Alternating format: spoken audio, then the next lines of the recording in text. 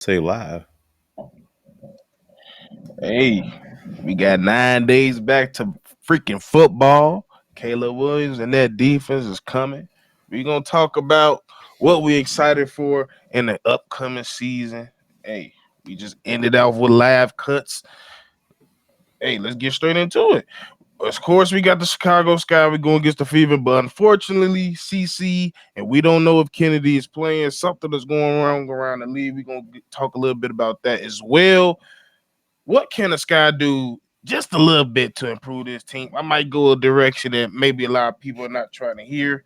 The Cubs is on a 3-game winning streak going against the Nationals in the next thing. That's a good way because they're not as good. They're on kind of on the same metric before they go up against that gauntlet of New York and LA right after that. So it's very pivotal that they win after that. White Sox suck, and it is what it is. But here what we here for. Bleacher Report dropped an hour ago an article that said there's a trade out there, a 4-team trade that can help the Bulls and the Suns. And I don't know if I like it. Hey, it's Shot Time Sports with Big Kev and Steve O. Let's get it.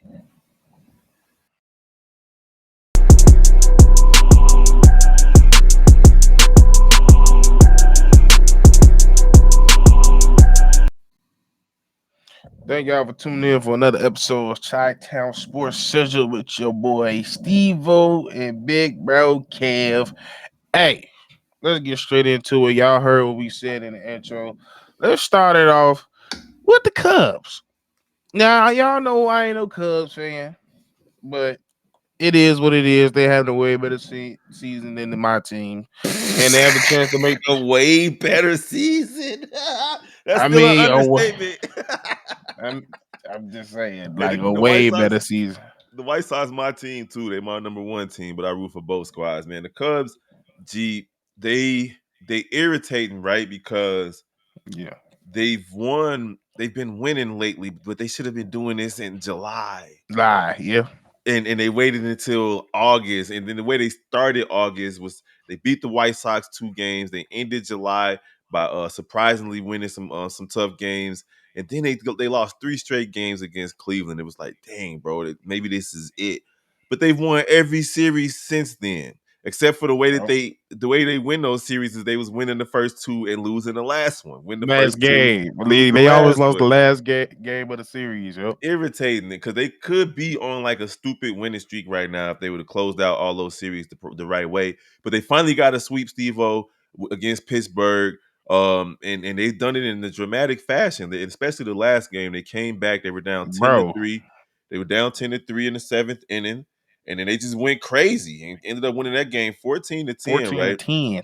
14-10. Finally got a sweep, and now they're on the road again tonight versus the Washington Nationals. And even though the Washington Nationals have a bad record, at the end of the day, you can't You gotta overlook play. these guys. You can't You overlook gotta them. play. And They play well enough at home that you can't overlook them.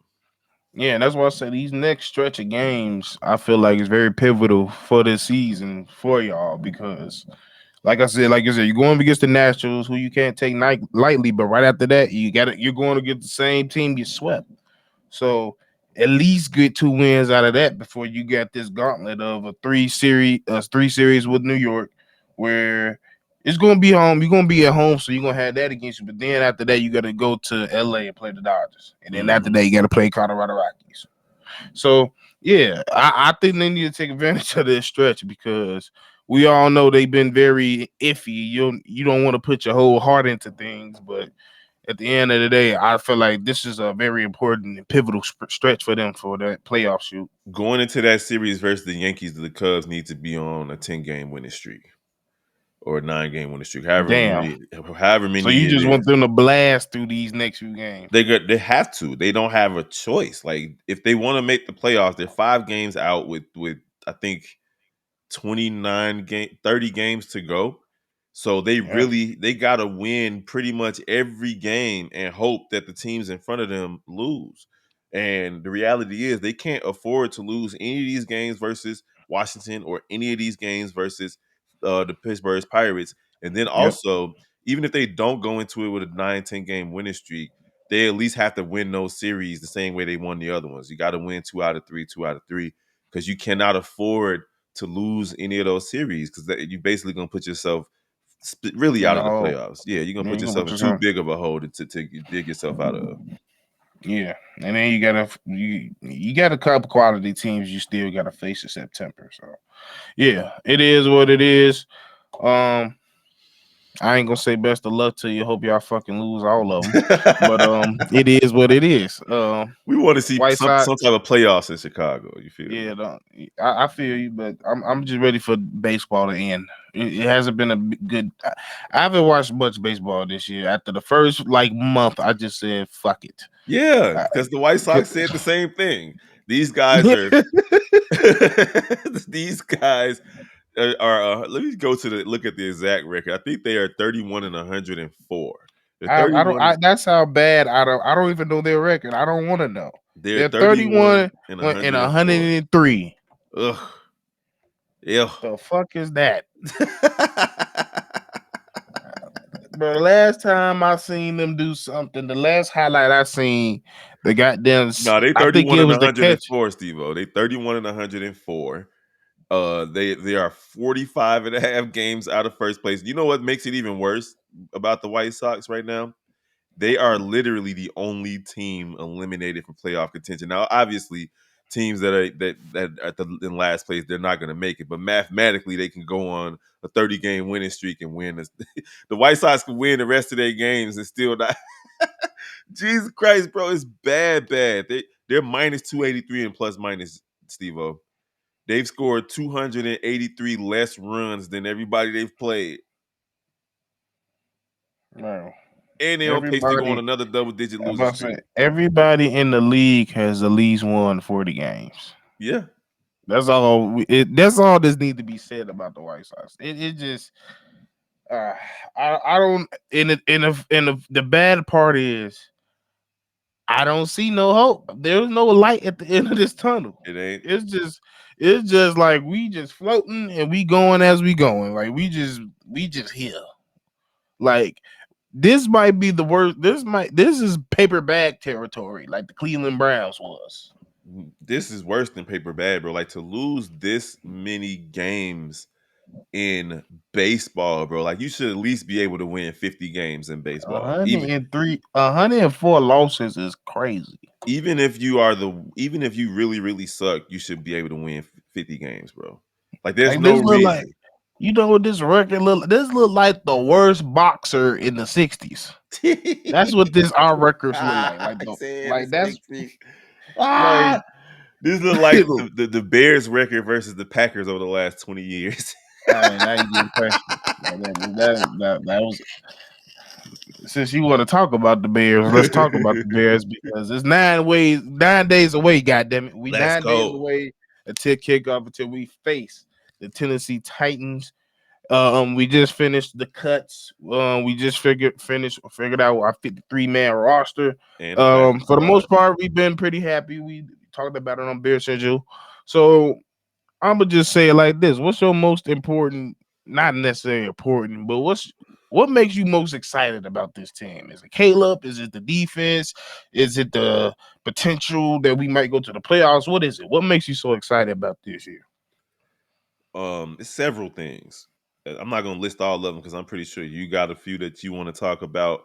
But at the top of the list, and this might surprise some people, it's not Caleb, it's not Rome, it's not Keenan Allen, but it is at the same time because it's the offensive coordinator.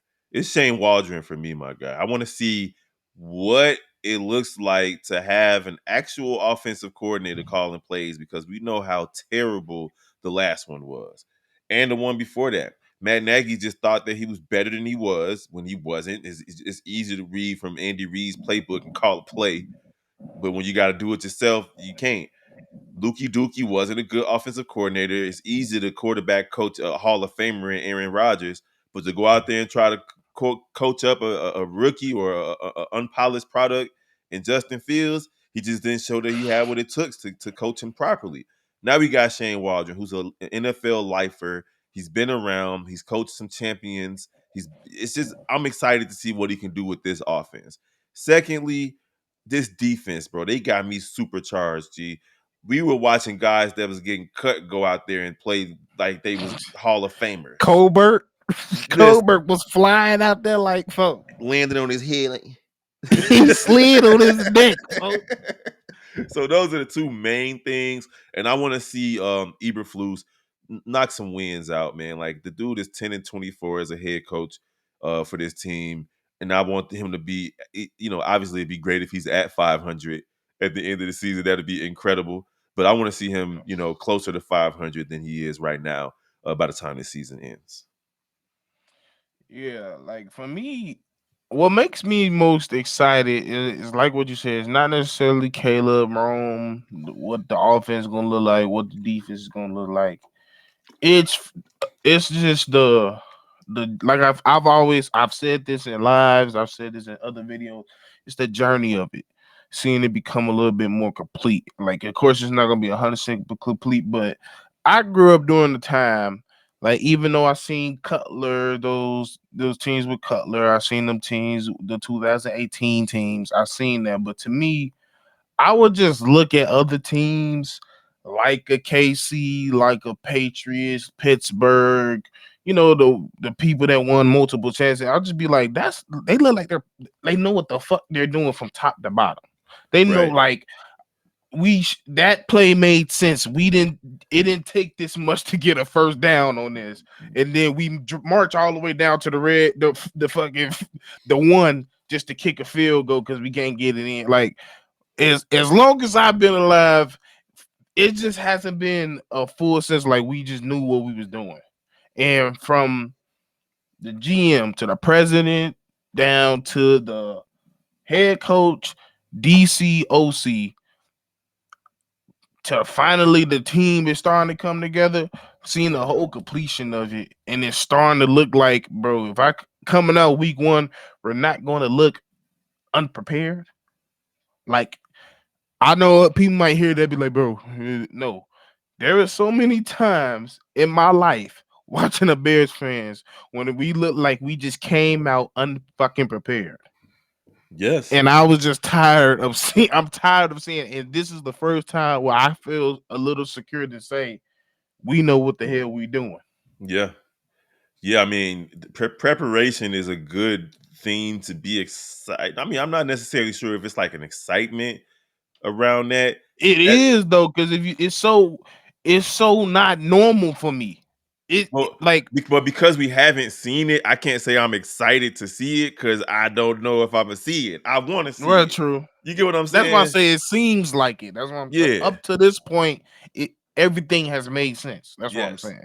No, I get it. I'm not disagreeing with you at all, Brody. I feel you. I know exactly. I'm 42 years old.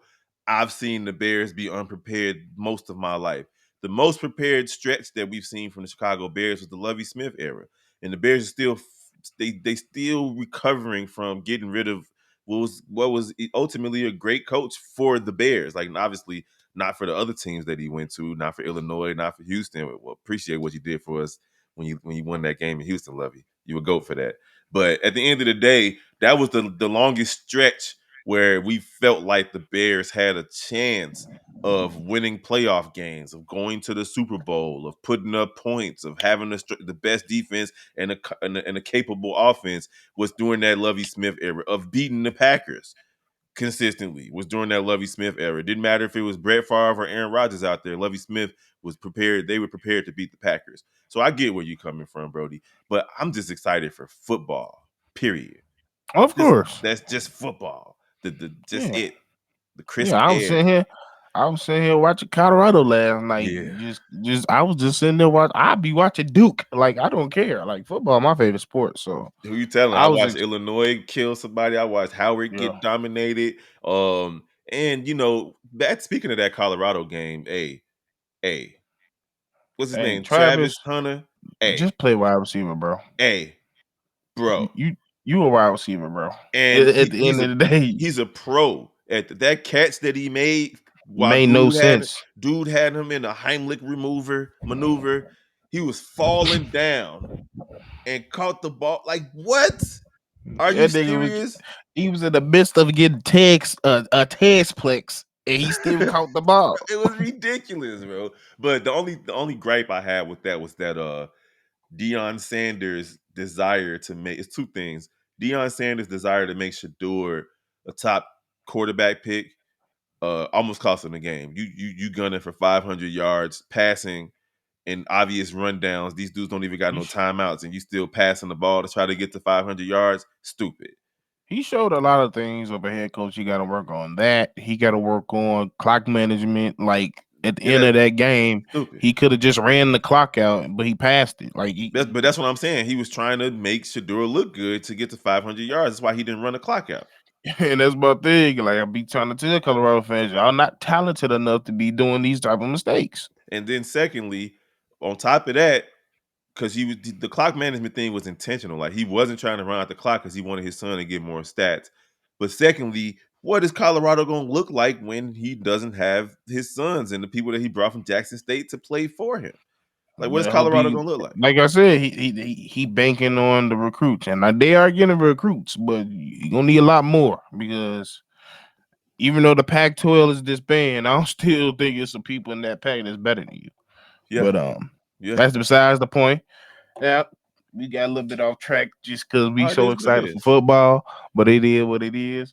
But tonight we got the Chicago Sky going up against the Indiana Fever. The Sky has been struggling as of late, especially being with players being on the court. Kennedy missed some games, being ill, coming off the break. She returned. She was kind of off with some of them games, but she's the last few games, even in the fucking depressing ass loss against Las Vegas Aces, even though she came together in that game, she's starting to ramp back up. But then we find out she's out to health and safety protocol for last game against the Mystics.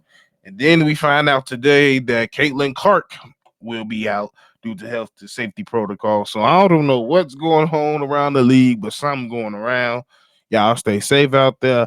But the Sky has been struggling despite everything else, even due to the Hold on. sickness around the league. I don't think Caitlin Clark is out. Kennedy Carter is out Oh, CC tonight. is out. Oh, my fault. My bad. I think CC is out. My bad. My mistake. So it's, Kennedy Carter's out again with safety protocol. So it is what it is when it comes to that. Like it's already a uphill battle anyway with her being on the team or not. Like we're struggling with on our own with the Marina Mabry trade and the inefficiency the guard played. It's just a lot going on right now. And then with that news going into tonight's game, it's just looking bad because as we know, ever since the break is started, it's been a new life restored in that Indiana Fever team. So it's gonna be a tough game. And what you think we gonna have to do to be somewhat better? Because at the end of the day, we have what we have on this team, but I still think it's some small things that can help us go a long way. Man, this Chicago Sky team just irritate me so much because it would be better if it was just like one or two things that we could point out to push them over the edge. But it's just a litany, Steve-O, of issues that this squad has. And I don't think it's something that can be fixed currently in this season because they haven't shown the propensity to do so from day one all the way through now. Even with the layoff, they have the same issues. One, entry passes. This from game one to now, they've sucked their entry passes. Two, all of us, not even necessarily all of a sudden, but lately turnovers. Like they got to stop turning the ball over. They part of their strength was defense and not turning the ball over when they started the season, and they're doing both of those things poorly right now. And third, bro, coaching. I love Coach Spoon, but she's a rookie head coach, and there are situations in which she just doesn't make the right decisions. She doesn't put them in the right position to win. And the Chicago Sky are always in close games. And because they're always in close games, I would like to see Coach Spoon at this point in the season, because I know the WNBA season is short, but they've been in enough close games for them not to have so many mishaps at the end of games. That's a coaching thing. It's a player personnel thing too. We don't have a true point guard. Kennedy Carter being out doesn't allow the Sky to have any real instant offense either. And then also riding a hot hand, like from a coaching perspective, including the last game, you got people on the bench that's playing well. even though they haven't been playing well all season. And what's her name? Diamond DeShields. She was having a Sure. good enough game last game to be on the court, but you had what's her name out there? What was the young lady out there that was just missing, or that was just turning the ball up? She hit big That threes. Richard Banner. No, no, no. The point guard. What they say they look like St. Mo Patrick. Jefferson. No, no. They say she look like Oh, Dana Evans. Dana Evans. Dana Evans played too much last game. She had 20 some minutes. The Shield should have had the minutes that Dana Evans had. So things like that, coaching, turnovers, and entry passes have been issues, especially entry passes, though, bro. Like I don't understand that. Like I really don't get it. I think I agree with everything you said. For if you've been watching WNBA Sky Basketball, you just already know how that is. Turnovers high, not being focused, coming out flat sometimes, some mistakes, can't space the floor, not getting foul calls. It's a lot of things, but I think a bigger conversation need to be had. And it might rub people so way. I don't care, but we've seen Camilla take a bigger step after the break, and we realize she's worked on some things and she's becoming more confident. And I think the main problem is we're running way more plays and we're trying to get so many plays to Angel, and it's not necessary because with her rebounding ability and going back up with it, she's going to get points or attempts to get points regardless. So with her being at this point where we're starting to realize at this point in her career, and now with everything she's done this year, she's going to get triple team. They're going to come out the dribble, especially with the weird spacing that we have right now, with the threes not being a threat. They're going to crash and they're going to smother the middle. Hmm. So I think we need to move Angel more out. And a lot of those attempts down low need to go more than Camilla. There is no reason why Angel should be getting 11 to 16 attempts a game, and Camilla's is max is 11 attempts. Well, She should be getting those things. it's She should. twofold. You're absolutely right. One, the high pick and roll would be a much better situation if we had shooters. We just don't got them. Yeah, Two, they just double team and triple team Angel and Cardoso. Like, yeah, just that's why the entry passes be tough because you're trying to pass it into a double team or over a double team or even a triple team.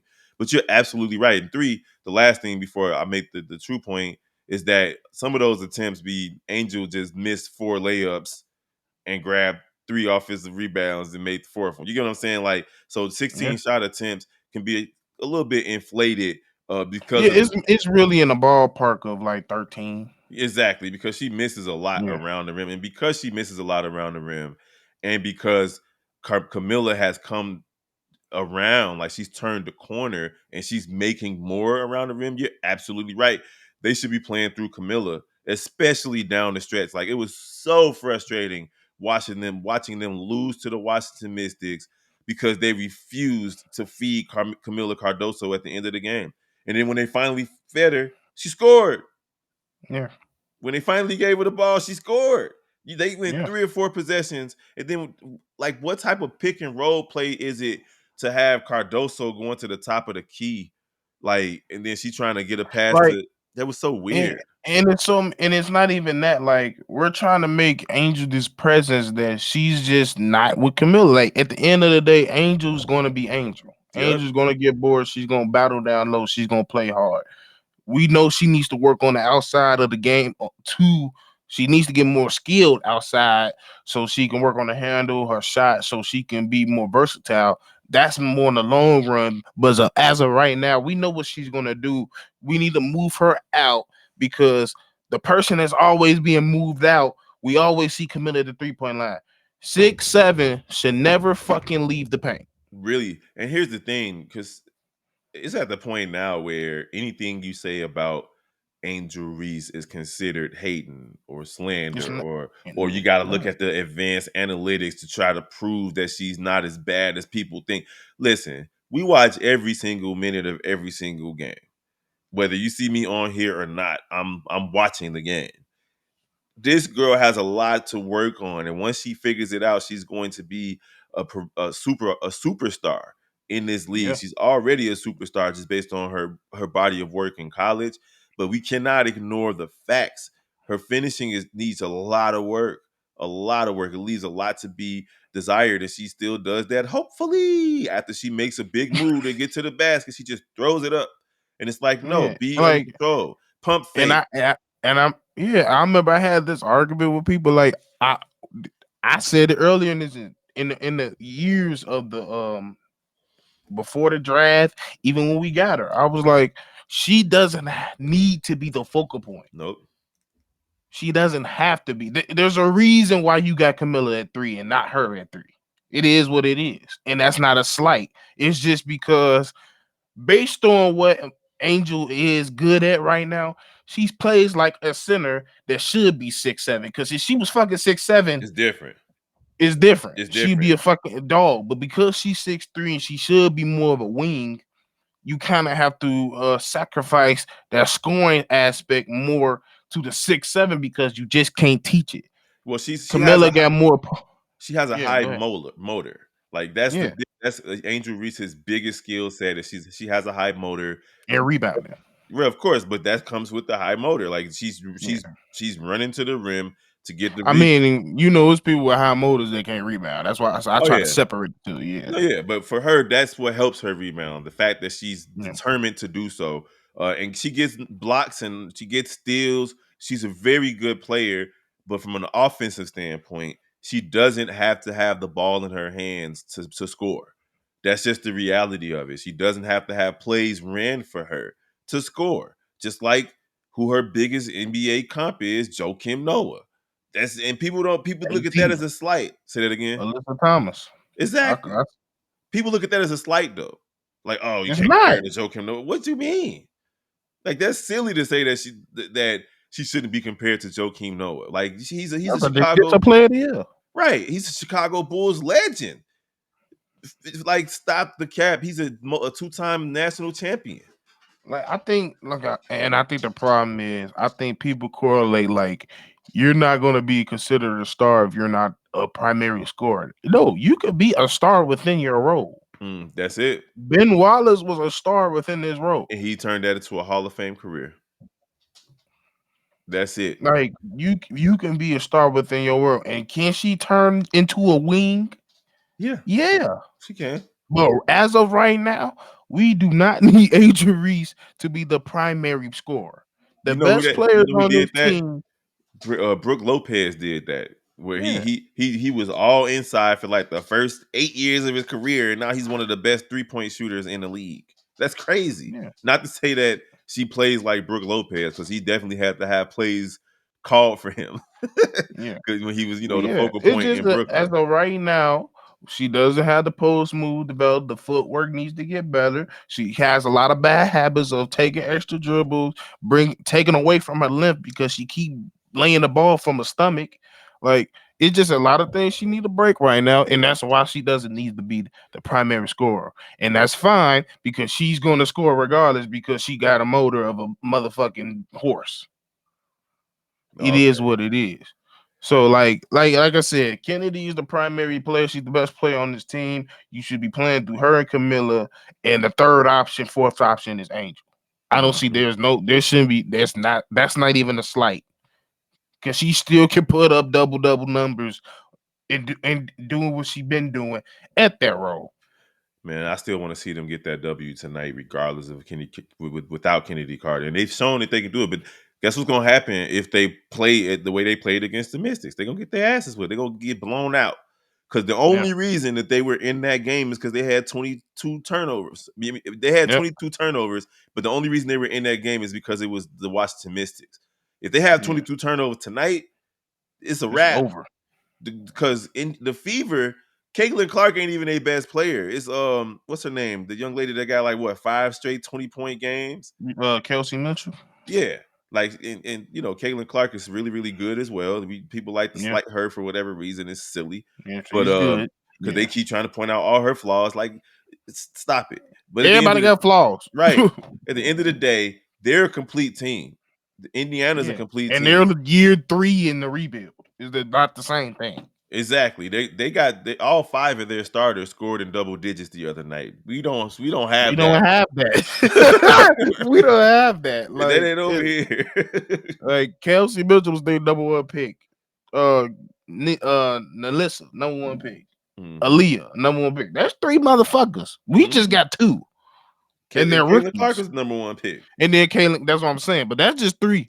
They got four. So that's hmm why I kind of compare them to what the Aces did. Right. Cause they drafted them people.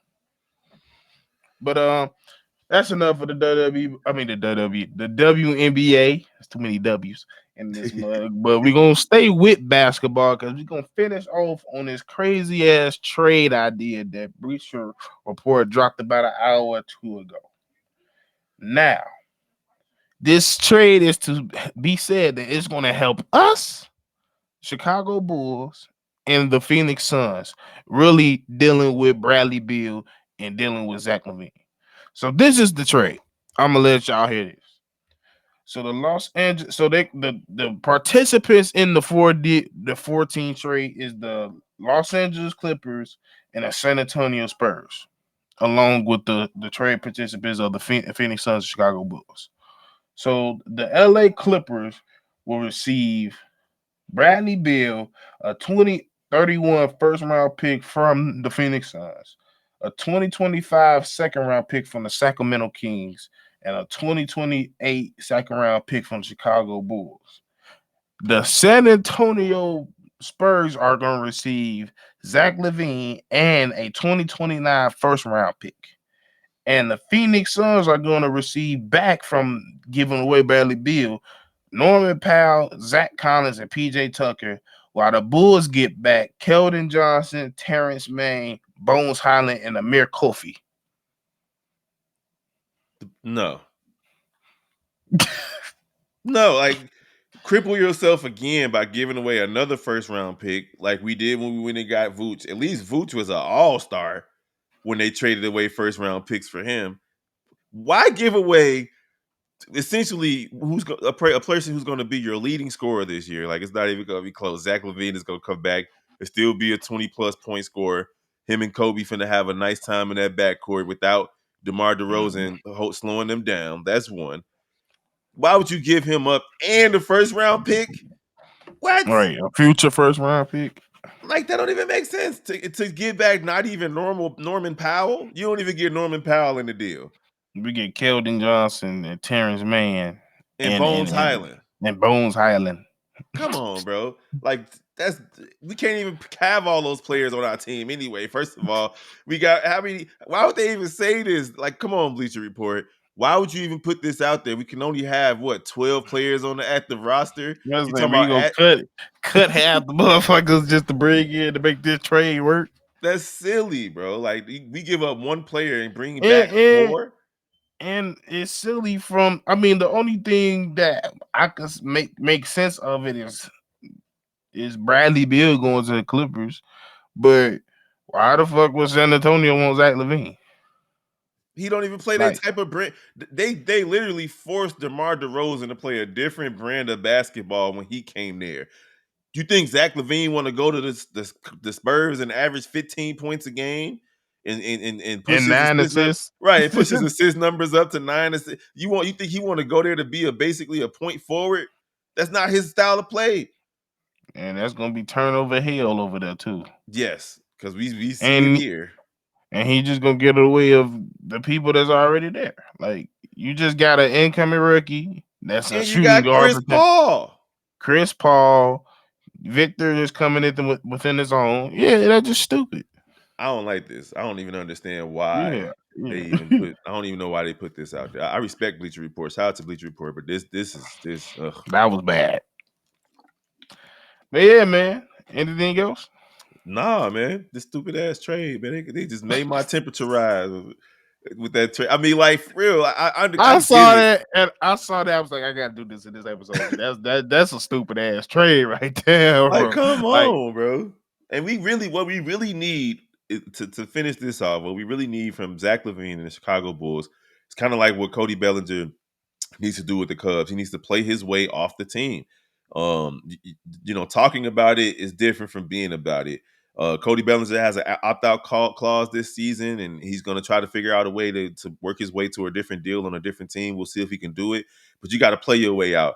Zach LaVine is unhappy with the Chicago Bulls, and if he wants to leave, he's going to have to play his way off the team. And by doing that, you got to be healthy, my guy. You got to have a strong October, November, and December, and then maybe by the time people really start making trades, in mid-December, early January, you playing well enough for teams to come and knock it. Because last season the Bulls tried to trade you before you were injured, and they couldn't do it because you was playing like trash. You was soaking, and you was just Yep. looking like you was being extra light skinned, my guy. Yep, that's why I said just come and put your shoes on because you're gonna be a bull soon. You might as well get it on, get your feelings out, whatever feelings you got, drop it. Go hug, kiss up, do whatever you got to do because you're gonna be a bull until further notice. It is what it is. But yeah, thank y'all for tuning in for another episode of Shot Town Sports. I know it's been a long minute since we dropped another one, but we're gonna be doing these more frequently. Make sure y'all like, comment, subscribe, and we'll check with y'all when we do another video.